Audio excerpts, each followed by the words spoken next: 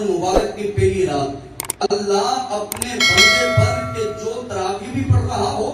سحری کر کے روزے کی نیت بھی کر لی ہو، سارا دن روزے میں گزار رہا ہے، افطاری کر رہا ہے، اگلے دن پھر روزے رکھ رہا ہے، میرا آقا فرماتے ہیں پہلی رات کو اللہ اس پر نظر رحمت فرما دیتا ہے، اور جس بندے پر اللہ نظر رحمت فرمائے نا، حضور فرماتے ہیں رب یہاں کے عذاب سے بھی بچا لیتا ہے، جہنم کے عذاب سے بھی بچا لیا کرتا ہے، اس پر تو نظر رحمت ہوئی ہے۔ آقا فرماتے ہیں دوسری چیز یہ ہے کہ جب وہ روزے دار روزہ لگتا ہے، ابھی 14 گھنٹے اس نے میدے میں کچھ ڈالا نہیں ہے، 13 گھنٹے میدے میں کچھ ڈالا نہیں ہے، تو حضور فرماتے ہیں منہ سے بو آتی ہے،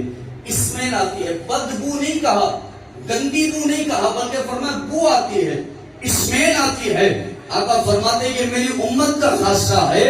کہ وہ جو بو روزے دار کے منہ سے آتی ہے، اسمیل آتی ہے، رب کے نزدیک وہ مشک اور عنبر کی خوشبو سے زیادہ پسندیدہ ہے، اللہ اس بو کو اتنی پسند فرماتا ہے۔ حضور فرماتے پھر روزے دار کے لیے دن رات اللہ کے فرشتے دعائیں مغفرت کرتے ہیں کہ مولا ہم تیرے اس بندے کے لیے مغفرت کی دعا کر رہے ہیں۔ آقا کریم ارشاد فرماتے ہیں ایک خصوصیت یہ ہے، اللہ جنت کو حکم دیتا ہے کہ تو سج جا، فرشتوں کو حکم دیتا ہے کہ اس کو سجایا جائے کہ میں اس جنت میں ان کو داخل کروں گا جو اپنے رب کی رضا کے خاطر روزے رکھ رہے ہوں۔ آقا فرماتے ایک خصوصیت یہ ہے کہ رمضان کی آخری رات اللہ بندوں کی مغفرت فرما دیتا ہے۔ تو چند لوگ کھڑے ہوئے، کہا حضور وہ آخری رات لیلۃ القدر کی رات ہے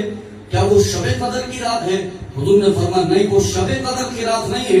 بلکہ رمضان کے مہینے کی آخری رات جو کہ عید الفطر کی چاند رات ہوتی ہے۔ آقا نے فرمایا سب سے جو آخری رات ہے اس رات کی بات کر رہا ہوں۔ اور حضور فرماتے کیا تم نے دیکھا نہیں کہ جب مزدور اپنا کام پورا کر لیتا ہے تو مالک اسے اجرت دیتا ہے؟ فرمایا تم نے اللہ کی عبادت کر کے مزدوری کی ہے، رب کو راضی کیا ہے، رمضان کی آخری رات اللہ تمہیں اجرت دیتا ہے، اور اجرت یہ ہے گناہوں کو تمہارے معاف کر دیتا ہے، بخششوں کے پروانے تمہیں عطا فرماتا ہے۔